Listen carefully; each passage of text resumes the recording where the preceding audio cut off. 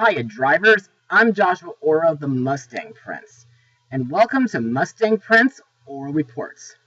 Now today, we're going to talk about a famous 1963 Volkswagen bug named Herbie. For those of you who don't know who Herbie is, here's a little history lesson. Herbie is a special race car with a mind of its own.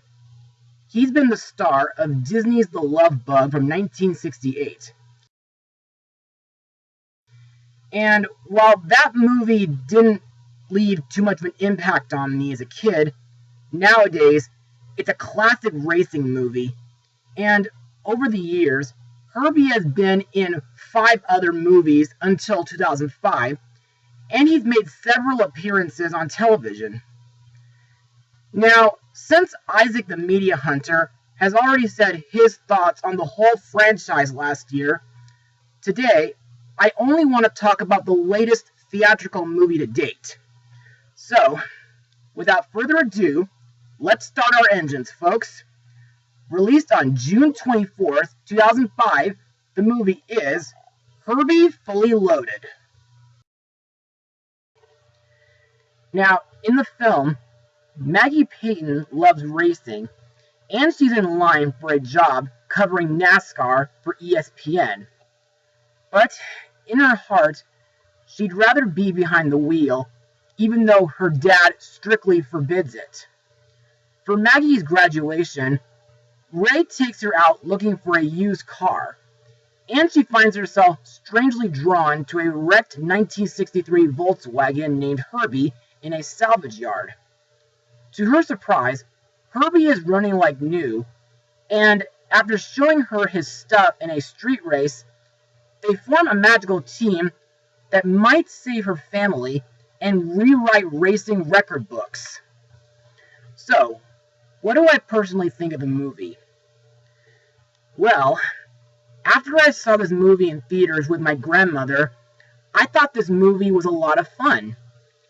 But to further explain why I love this film, let's move on to Mustang Notes.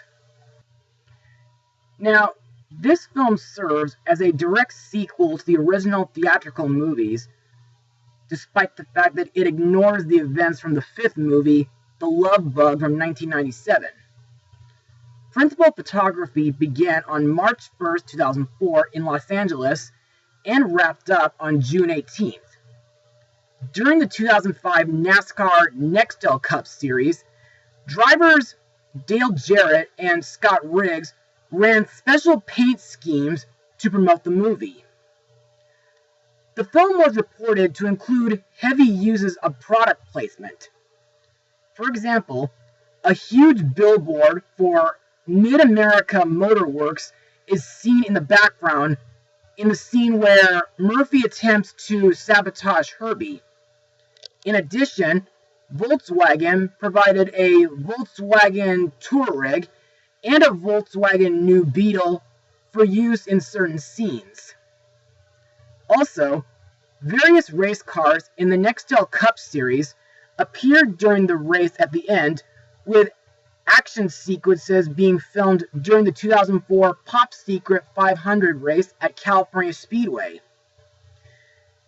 Dale Earnhardt Jr.'s number 8 car is seen briefly, but thankfully, it had all the Budweiser logos removed and replaced with his signature to avoid advertising alcohol in a children's movie. In addition, billboards can be seen in straightaway scenes. Some of them include the Nextel logo on them. Also, I heard that the movie features cameos by many NASCAR drivers, including Jeff Gordon, Jimmy Johnson, Tony Stewart, and Mark Martin. Plus, more than 30 different Herbies were used during the shooting. What I like about this movie is not only the racing sequences, but I also like the soundtrack, which I think is very classical and underrated. Also, I like that this movie makes Herbie more alive than in his previous movies. I mean, Herbie shows more emotions with his headlights, his windshields, and many other things. Also, to me, sometimes Herbie can be very excitable at times, and he has a habit of playing practical jokes on people. And he can also be very aggressive and competitive while racing. However, there are also times when Herbie can be very sensitive. Also, I think it was pretty sweet when Herbie becomes smitten with a yellow new Beetle. One of my favorite scenes in the movie is the opening credits, which feels like a great tribute to Herbie, and I like that it's accompanied by the Beach Boys' Get Ya Back song. However, that montage later becomes depressing when it shows scenes of Herbie losing. Also, I like the scene where Herbie defeats many cars and a monster truck at a demolition derby, which is accompanied by Van Halen's Jump Song. And now let's move on to the cast. Our main lead, Maggie Payton, is played by the infamous Lindsay Lohan, who got to be in the 1997 Parent Trap and the 2003 Freaky Friday film.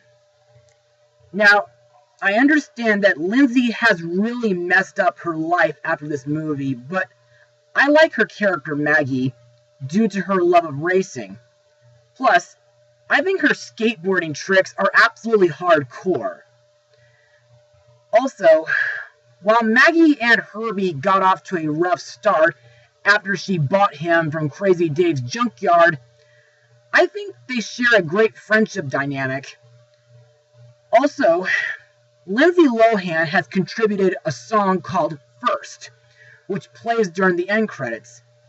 And to me, it is a real hardcore song to listen to.